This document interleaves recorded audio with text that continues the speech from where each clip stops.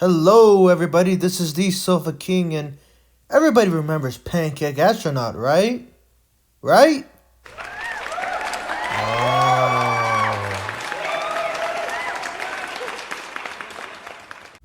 Alrighty. So today, the video topic is going to be about The Legend of Zelda Breath of the Wild for Nintendo Switch.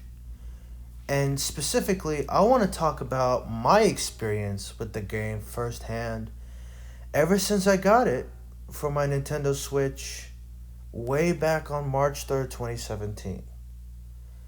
So, on that day, I had actually pre ordered the special edition from BestBuy.com, so it actually came later on in the day. I remember waking up early in the morning and having to stand outside the cold March 3rd day to pick up my Nintendo Switch for the first time with 1-2 Switch and Super Bomberman R. And, those were alright games, but as soon as Breath of the Wild came in the mail, oh man, believe me, I was popping that game in and not letting it out. Now, of course, I played lots of other Legend of Zelda games before Breath of the Wild, like Skyward Sword, Wind Waker, Ocarina of Time, and Majora's Mask, to name a few. And I always had a fun time with those games. Don't get me wrong, those games were really good. And I always had a fun time. But with those games, they were a little formulaic, a little linear. Not bad, really good. I actually really enjoyed all those games. But it was going from those games to Breath of the Wild is something else, you know. I remember way back when I first started playing the game, walking out of the Shrine of Resurrection and just seeing the whole world for the first time. You know that jingle.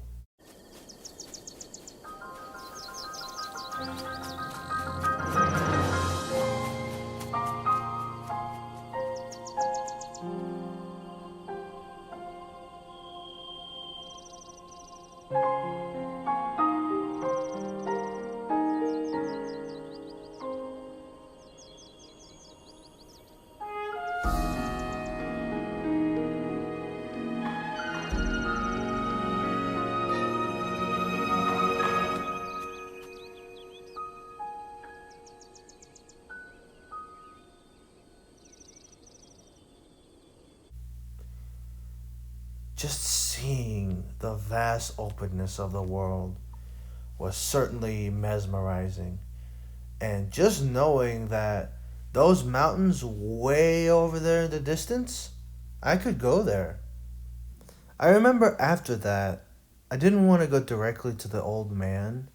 I wanted to see how open world this game really was. Now, unfortunately, if you know this, when you climb above the Shrine of Resurrection, it's a cold area, so I kind of couldn't go there. But afterward, I thought, I'm just gonna play the game how the game wants me to, in a sense, and just kind of just go from there. But as I continued playing, just seeing just how different the gameplay was this time. Cause I believe back then I always thought that Skyward Sword was probably the best Zelda game I had ever played. I understand people didn't really like the motion controls too much in the game, but I never had a problem with it. I actually really loved using the motion controls, but that's just a separate topic. The point is, I always regarded Skyward Sword as the best Zelda game for me, but after playing Breath of the Wild, Skyward Sword just feels so old and formulaic. Just seeing all the different possibilities of what you can cook in the game and how the world interacts by going from day to night to rain. Oh god, the rain. Just seeing how it just feels like a cohesive world. And that stamina meter was certainly very annoying. But if you were very smart, you know how you could cheese your way through climbing very long walls. And climbing those towers always felt amazing once you get to the top. Because man, that melody that plays as soon as you place your Seeker Slate onto the place where you're supposed to put it, not sure what it's called, but when you place your Sheikah Slate onto the thing, you know that melody that plays.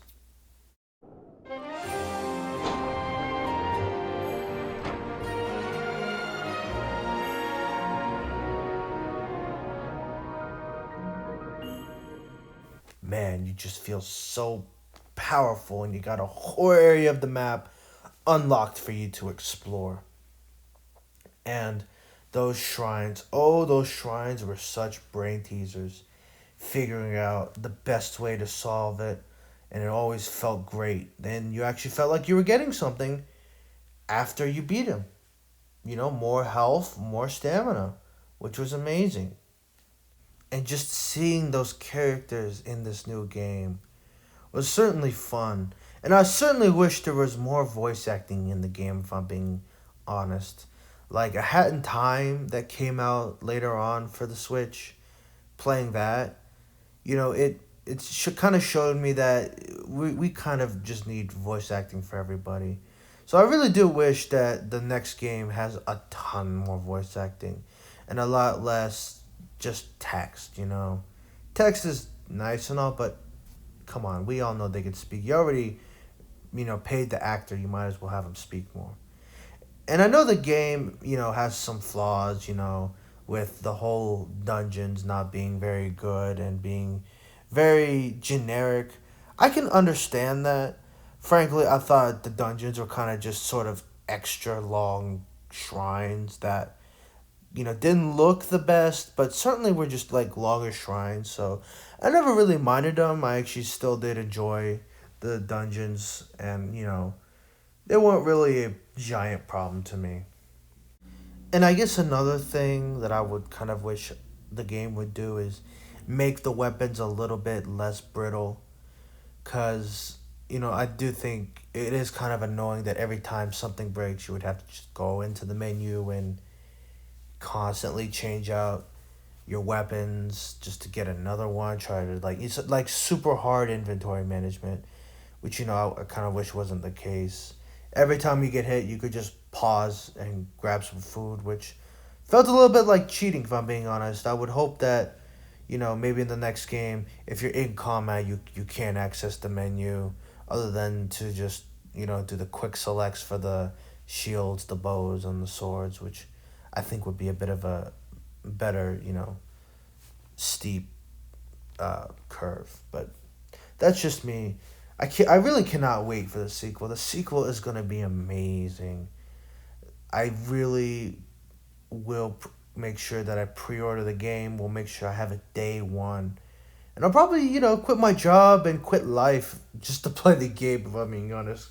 Because, man, will probably just have so much fun with the sequel. But until that sequel does come out, I will always cherish the fun I had with the Zelda game. And I truly do believe that it will be sort of one of those legacy games. It did sort of break my mind when I was playing it though.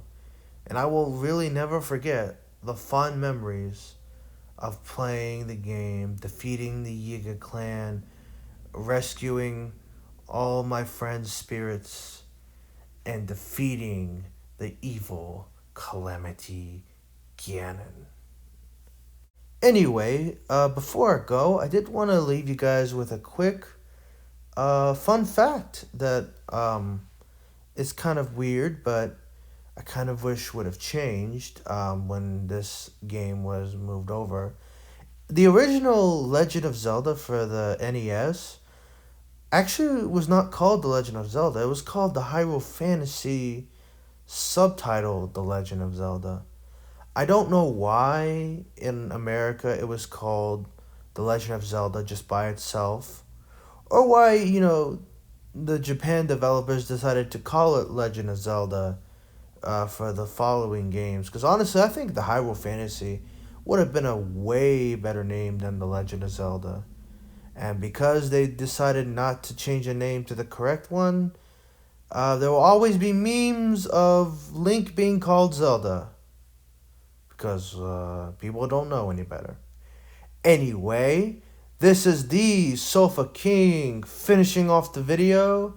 If you enjoyed this discussion, please hit the subscribe button and hit that bell for the next video.